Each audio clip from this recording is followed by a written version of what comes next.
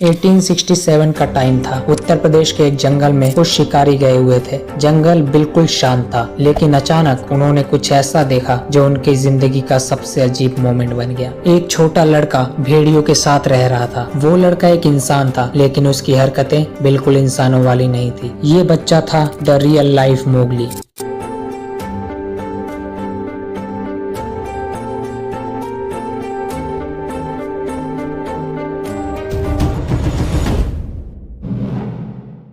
Welcome दोस्तों, my name is ओम। बचपन में आपने एक कार्टून जरूर देख रखा होगा जिसमें एक छोटा लड़का जो बिना किसी डर के शेर, भालू और भेड़ियों के बीच रहता था। हाँ, वही द जंगल बुक का मोगली। हम सब ने मोगली को देखकर कभी न कभी इमेजिन किया होगा, यार अगर मैं भी जंगल बुक में होता तो कितना मजा आता। लेकिन असली सवाल ये है, क्या द जंगल बुक के ये सारे कैरेक्टर्स रियल लाइफ में भी एग्जिस्ट करते थे? सच थोड़ा अजीब और इमोशनल है। मोगली के इस कैरेक्टर को क्रिएट किया था रुडयार्ड किपलिंग ने अपनी एक फेमस किताब में द जंगल बुक। हिस्टोरियंस मानते हैं कि मोगली के इस कैरेक्टर को बनाने के लिए रुडयार्ड किपलिंग ने इंडिया में मिले फीडल चिल्ड्रन, यानी ऐसे बच्चे जो जंगल में एनिमल्स के साथ बड़े हुए, उनसे इंस्पिरेशन ली थी। और उन्हीं रियल बच्चों में से एक था डीना सनीचर। 1867 का टाइम था। उत्तर प्रदेश के एक जंगल में कुछ शिकारी गए हुए थे। जंगल बिल्कुल शांत था, लेकिन अचानक उन्होंने कुछ ऐसा देखा जो उनकी जिंदगी का सबसे अजीब मोमेंट बन गया। एक 6 साल का छोटा बच्चा भेड़ियों के साथ रह रहा था। वो लड़का इंसान था,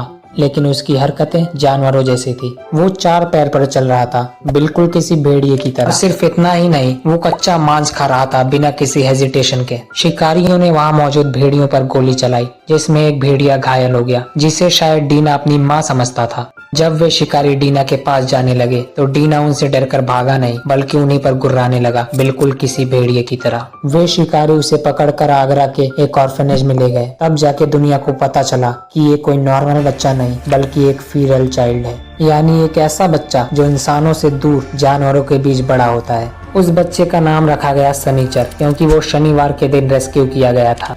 अब कहानी का सबसे इंटरेस्टिंग पार्ट शुरू होता है। ऑर्फनेज में लोगों ने डिसाइड किया कि वो इस लड़के को नॉर्मल इंसान बनाएंगे। उसे 2 पैरों पर चलना सिखाया गया, कपड़े पहनाए गए, बोलना सिखाने की कोशिश की गई। लेकिन यहाँ एक हार्श रियलिटी सामने आई। डीना सीधा चल नहीं पाता था, वो ज्यादा देर तक खड़ा भी नहीं रह पाता था। कपड़े उसे इरिटेट करते थे, और सबसे इम्पोर्टेंट, वो बोल भी नहीं पाता था, सिर्फ कुछ अजीब साउंड और कुछ अधूरे एक्सप्रेशन। यहाँ एक साइंटिफिक थ्योरी फिट होती है, क्रिटिकल पीरियड हाइपोथेसिस। इसके अकॉर्डिंग बचपन एक लिमिटेड टाइम होता है जब ब्रेन लैंग्वेज सीखने के लिए रेडी होता है। अगर उस वक्त लैंग्वेज एक्सपोजर ना मिले तो बाद में इंसान कभी प्रॉपरली बोल ही नहीं पाता। डीना इस थ्योरी का रियल लाइफ एग्जाम्पल बन गया। टाइम के साथ साथ वो थोड़ा अडेप्ट हुआ, लेकिन सिर्फ बाहर से। अंदर से वो अब भी जंगल का ही था। फिर उसकी लाइफ में आया एक अनएक्सपेक्टेड ट्विस्ट। ऑर्फनेज में रहकर उसने एक नई हैबिट डेवलप कर ली, स्मोकिंग। धीरे धीरे वो इतना एडिक्टेड हो गया कि चेन स्मोकर बन गया।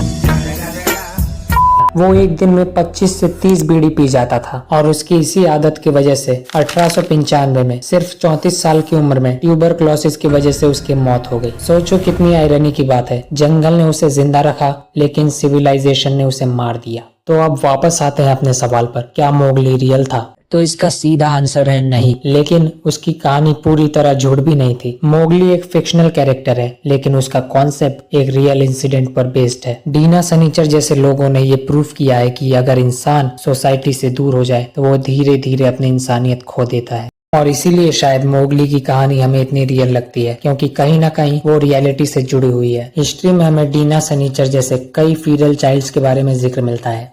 ऐसे ही और वीडियोस देखने के लिए चैनल को सब्सक्राइब कर लो।